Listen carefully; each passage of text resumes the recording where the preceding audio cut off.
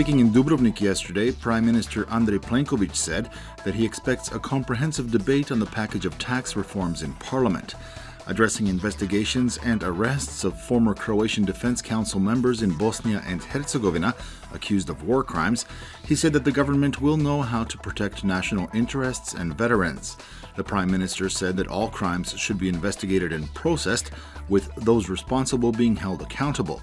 However, he is against an orchestrated timing and selective approach in individual investigations.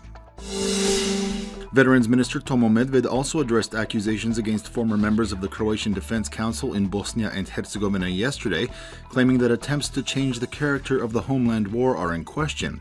He said that the majority of former commanders from the ranks of the Croatian people in Bosnia and Herzegovina have either already been processed, convicted, or mentioned in various indictments, adding that the situation is very serious.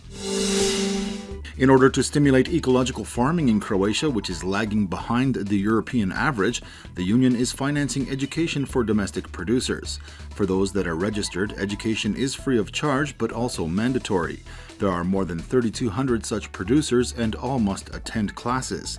If they fail to do so, access to non-returnable subsidies for rural development will be hindered. Croatian tourist attractions can not only be found in Dubrovnik or on the coast. In Baranja, years of effort and investment have finally begun to produce results. In 2016, Baranja saw the best tourist year so far, with 30% more guests and revenues.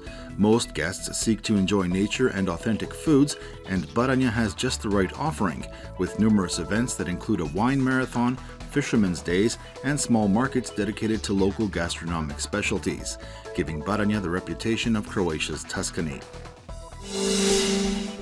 The 14th Zagreb Film Festival opened last night with the biographical film The Happiest Day in the Life of Olli Mäki, which is the Finnish candidate for an Oscar. At the opening ceremony, Zagreb's Europa Cinema was given the Europa Cinemas Award by the European Cinemas Network for the best program this year. Over the next week, the Zagreb Film Festival will host some 150 filmmakers from around the world, while 100 films will be screened. According to instructions from Pope Francis, all dioceses in Croatia and throughout the world are celebrating final ceremonies of the Holy Year of Mercy. Celebration of Holy Mass was led at the Zagreb Cathedral today by Zagreb Archbishop Cardinal Josip Bozanic. In his homily, he emphasized that a man of God must choose good, righteousness, truth, and love, and be against evil, hate, injustice, and lies. In sports, Croatia defeated Iceland by a score of 2-0 in front of an empty Maksimir Stadium in Zagreb last night in a qualification match for the 2018 World Cup, which will be played in Russia. Brozovic scored both goals for Croatia in the 15th and 90th minutes. Coach Ante Čačić said he was proud of his team and satisfied with the fact that they lead their group with 10 points after 4 games played.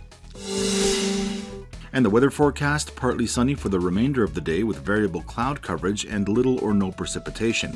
Increased cloud coverage may bring light rain to the northern Adriatic, while Gorski Kotar may see light snow. Southern Croatia will see the most sunshine.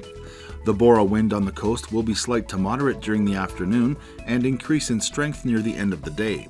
At the foot of the Velebit mountain, a strong Bora wind is expected during the evening with gale force gusts.